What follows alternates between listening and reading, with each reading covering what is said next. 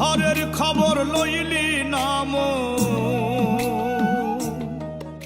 গত সপ্তাহ জুড়ে সারা দেশে মব সন্ত্রাসের শিকার হয়েছেন বাউল সম্প্রদায়। মানিকগঞ্জ, ঠাকুরগাঁও সহ দেশের বিভিন্ন স্থানে উগ্র সাম্প্রদায়িক গোষ্ঠীর বর্বরতার শিকার হন দেশের বাউল সম্প্রদায়।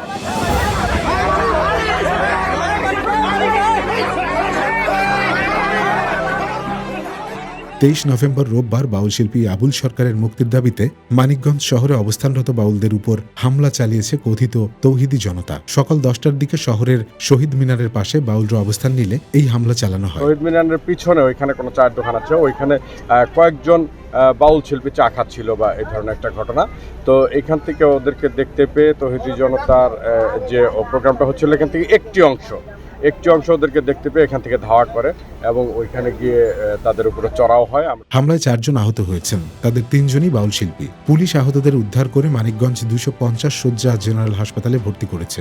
ঘটনার পর থেকে শহরে ভীতিকর পরিস্থিতি তৈরি হয়েছে।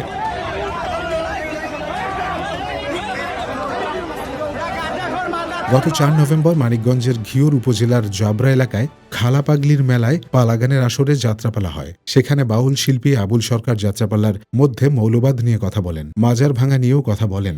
তোমার মতো আরো 10টা-20টা আল্লাহ, 2-400 আল্লাহ যদি আরো বানাই দিতে তাহলে তোমার আরো দাম বাড়তো। যদি বিচার হয়ে থাকে ভেবে কয় দেওয়ান খালেকে আদম কেন ফিরে গেল না বেহেশতের মাজার। বিষয়টি নিয়ে সামাজিক মাধ্যমে ব্যাপক আলোচনা হয়। এর পরিপ্রেক্ষিতে গত বুধবার রাতে মাদারীপুরে একটি গানের আসর থেকে আবুল সরকারকে আটক করে মানিকগঞ্জ ডিবি পুলিশের একটি দল।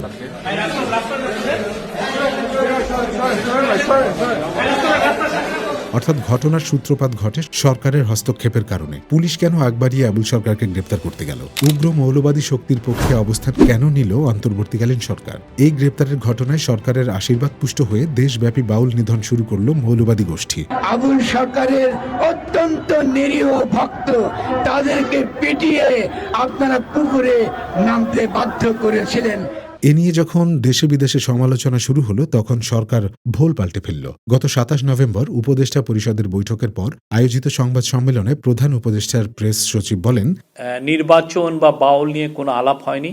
তবে আমি যেটা জানি আমাকে সেটা হচ্ছে যে যারা বাউলদেরকে অ্যাটাক করেছেন তাদেরকে খুব দ্রুত অ্যারেস্ট করার নির্দেশ দেওয়া হয়েছে।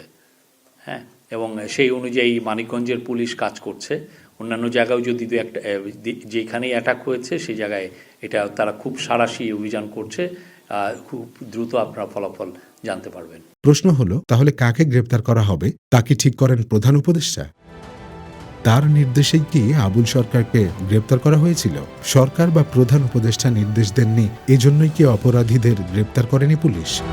এই প্রশ্নের উত্তর খোঁজা জরুরি, কারণ গত 15 মাসে দেশে মব সন্ত্রাস চরম আকার ধারণ করেছে। মব দমনে সরকারের উদাসীনতা চোখে পড়ার মতো। নানাভাবে এসব মবকে সরকারের পক্ষ থেকে প্রশ্রয় দেওয়া হয়েছে। সরকারের কাজ শুধু বিবৃতি দেওয়া নয়, জনগণের জানমালের নিরাপত্তা নিশ্চিত করা। ও যে স্বৈরাচার সৃষ্টি করছে